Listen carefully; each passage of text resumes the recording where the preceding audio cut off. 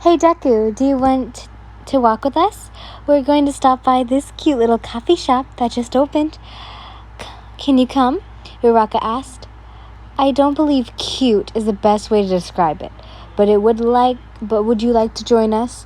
Ida added. I can't, sorry. My mom told me to be home early today. I don't want to worry her, Izuku apologized. Oh, well, maybe another time. Have a good weekend, Midoriya. Uraka smiled, waving him goodbye. You too. I'll see you Monday, Izuku waved back. Izuku began to walk towards his house until someone approached him. They looked shady, like some drug dealer. Their face was hidden by them looking down as they walked, and a hood covered their head. The person wore all black. It would probably make them invisible in the dark. Hey, you are that kid from the UA festival, right? My name is Yin. You have an amazing quirk. The person suddenly greeted. Izuku sweated nervously. With this many recent villain attacks, he wasn't sure if he should respond to this person. Oh, sorry. I must look like a villain or something with this on. Nice to meet you. What's your name? You took off the hood.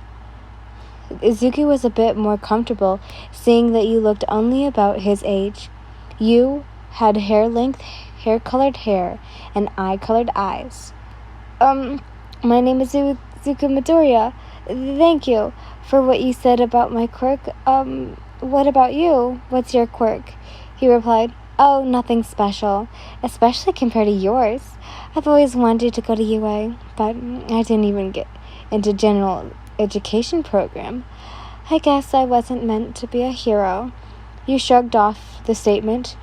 Don't say that. You can be a hero other ways. Just because you aren't in one of the big schools doesn't mean you still can't make it to the top, he replied, eyes glowing with determination. You smiled. I appreciate the support, but being a pro just isn't something for me. Well, it is nice to meet you, Yin-san. Izuku bowed. Wait, let me. Here. You smiled, pulling out a pen. You grabbed his hand, causing him to blush immensely as you wrote something down. A girl was touching his own hand. No. One he didn't really know, for that matter. I know it's really sudden, but if you want to talk to someone, call me. You smiled and turned around to leave. Midoriya continued to blush as he looked down at your name on his hand next to your phone number. Looking up again, you were already gone. Lately, Midoriya has been more concerned than usual over Izuku's safety. Of course, it had been similar to when he started UA with his newly developed quirk, but this was different. A dangerous villain was again on the loose. They stuck at night, and many people called them consumption, since the only image of them were ones they were burst out into flames. It was half an hour past when Izuku usually returned home, and she began to worry. Inko turned on the news, and it was already another report on the burning building due to consumption. This time the building was to catch the villain.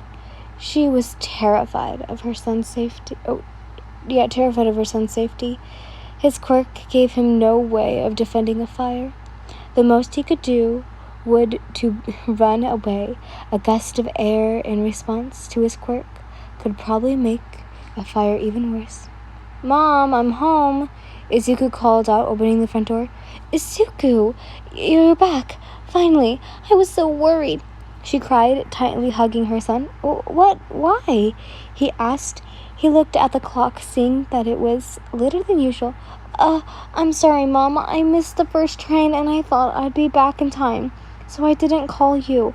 I'll try not to be late next time. I promise, Izuku said. Have you heard of this new villain? She quietly changed the topic. What new villain?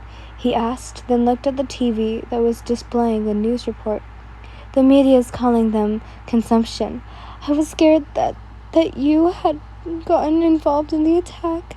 I didn't want you hurt again, Izuku," she said, hugging her son once more.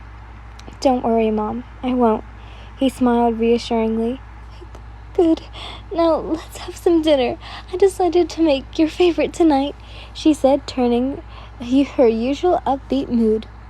"Izuku started texting you not long after getting your number. It took about 30 minutes to send a simple 'Hi, this is Midoriya.'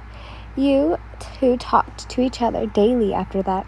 Some days, too, he'd meet you outside of school, at a park or a cafe. 'Hey, Izuku,' you called out to him. He was walking with Uraraka and Ida when he heard your voice calling to him. 'Hey, Yin, wait, Yin, what are you doing here?' He freaked out, realizing you were meeting him after school, unlike when you normally did. 'Deku, who's this?' Uraraka asked. 'Deku? I asked you about nicknames, and you never told me that one.' You winced at him. 'Oh, hi, I'm Yin. What's yours?' You introduced yourself, sort of. 'I'm Uchaka Uraraka,' she introduced. 'My name's Tenya Ida. Is there a surname we can address you by?' the blue-haired boy asked. Uraraka laughed at how formal he was, even holding his hand out for a handshake. You shaked his hand. 'Yin is fine. It's nice to meet you too, Uraraka-chan and Ida-kun.' 'It's nice to meet you too. How did you meet Deku-kun?' Uraraka asked. 'Well, I saw him at the UA Sports Festival on TV. His quirk was usually really cool, and I had to talk to him when I saw him. I gave him my phone number, and we've been talking ever since,' you explained. 'Aw, so cute. Are you two dating?' Uraraka asked with a bit of a wink. Uraraka-chan. Yeah, on here it says kun, but I think he meant Uraraka-san. 'That is not an appropriate question to ask,' Ida exclaimed. No, we're just friends.' Deku blushed, shaking his hands rapidly in front of him. 'Yeah, you seem like a better match for him,' you winked. 'Huh?'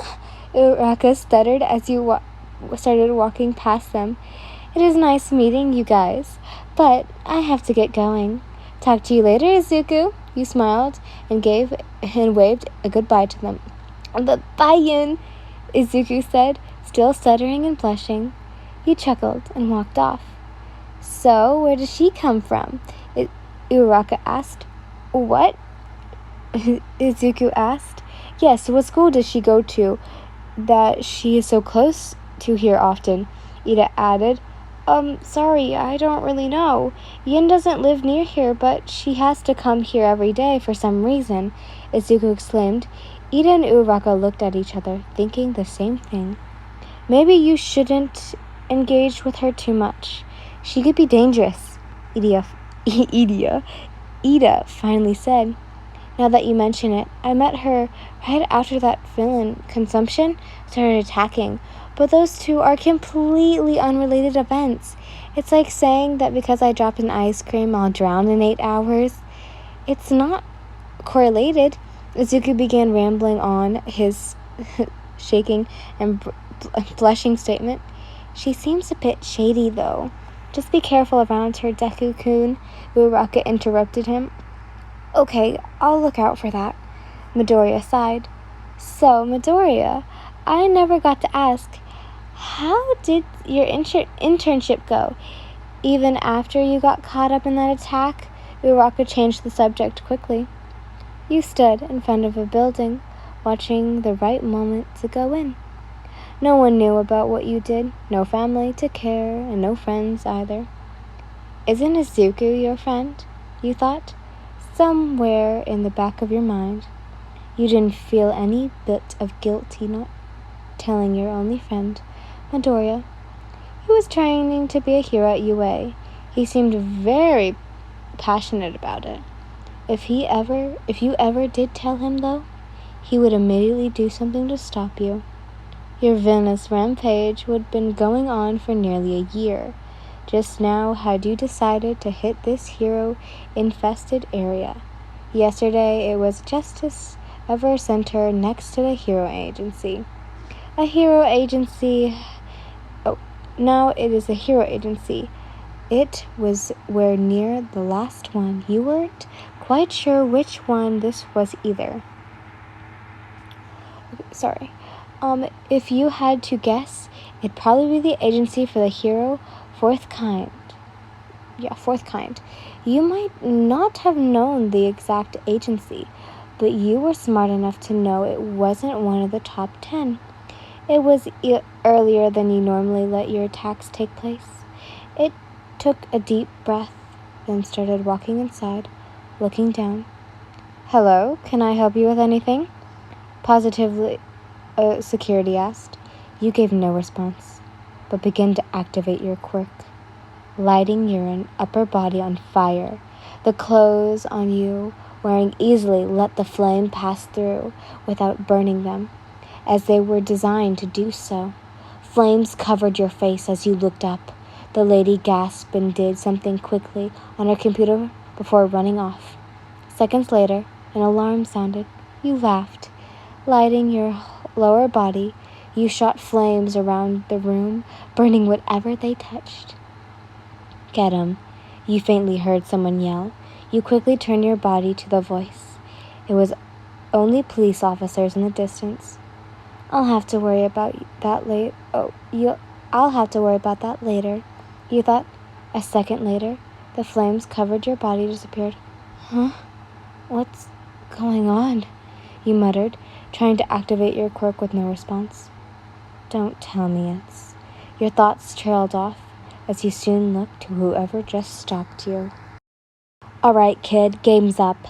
The underground hero, Eraserhead, watched you carefully. His hair was up in the air and eyes glowing red. He was stopping you from using your quirk. Police officers grabbed you by both arms, dragging you outside the swarm of officers and police cars. Fourth kind stood outside the door besides Eraserhead. He only glared at the pros. You weren't really looking to get best up today. I wonder what Izuku will think. My face will be all over every media outlet at this point, you thought, keeping a blank face as you were brought outside the building. There was already a small swarm of media members. It was like they were suddenly called, their camera crew and all. Some police members were restraining them from coming any closer to you and the other officers. Are you in fact the villain named Combustion? Oh my god, I've been saying this wrong the entire time. Combustion? A reporter asked. Fuck yeah. You said with a proud tone. There was an uproar of questions and follow-ups afterwards, but you weren't allowed to say anything else as you got in the police car. Meanwhile, Izuku was finally able to accept his friend's invitation to go to the new coffee shop. The three got a coffee or smoothie while paying little attention to the people that seemed to be looking outside and frantically leaving the shop. As they left, they noticed a crowd of people standing outside. They were staring at a building that seemed to have a few burn marks on the exterior of the lower level. It must have been a combustion attack. That's the only villain lately who's been burning down buildings, Uraka pointed out. They're bringing someone into the police van. Maybe they caught them, Izuku replied, a bit happy that the destructive villain might have been captured. They looked to be dressed like that friend from earlier. Ian, was it? Ida said. Being the tallest, he was able to slightly see the villain over the crowd. Maybe it's not combustion? It's a bit odd for one of their attacks. They usually attack late at night. It couldn't be Yin either. She wasn't even heading this way, Izuku insisted. I guess we'll probably find out soon. The media will be talking all about it if combustion was caught, Uraka said, taking a sip of her smoothie. Yeah, you're right, Izuku said. He was hoping that the person he'd be growing close to lately wasn't currently the most wanted, destructive villain in Japan. I have to go before I miss the next train. Thanks for the coffee, Ida. I'll see you tomorrow, Izuku exclaimed, running off while waving to his friends. Bye, Deku, he heard Uchako call out while he ran off. Izuku couldn't believe it. He didn't want to. His feeds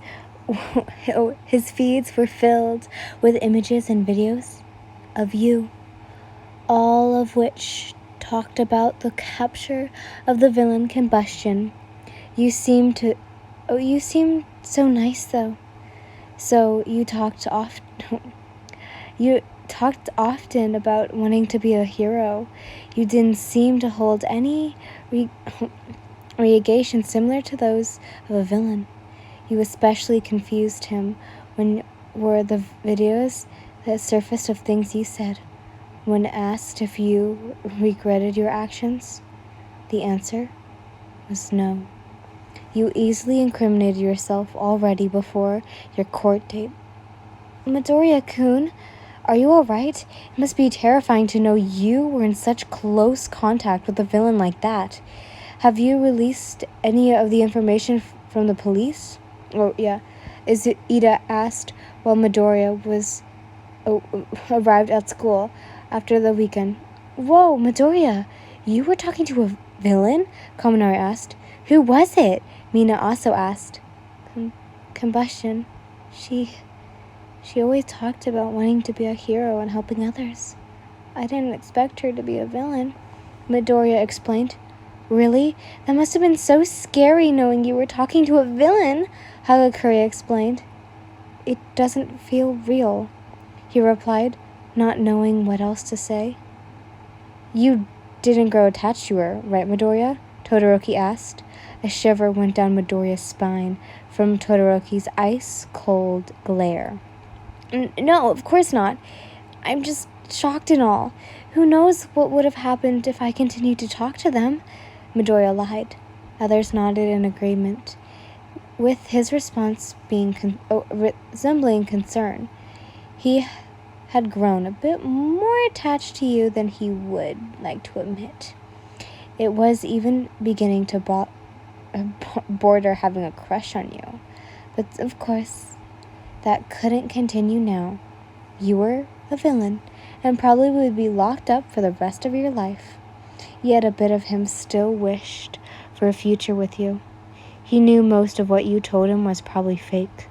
You had killed hundreds, nearly thousands of people from your attacks. He still wished for that regardless. Later that day, the results of your trial had surfaced. Several places had different stories, but it all seemed to share one familiar story. You were tried as an adult. Tried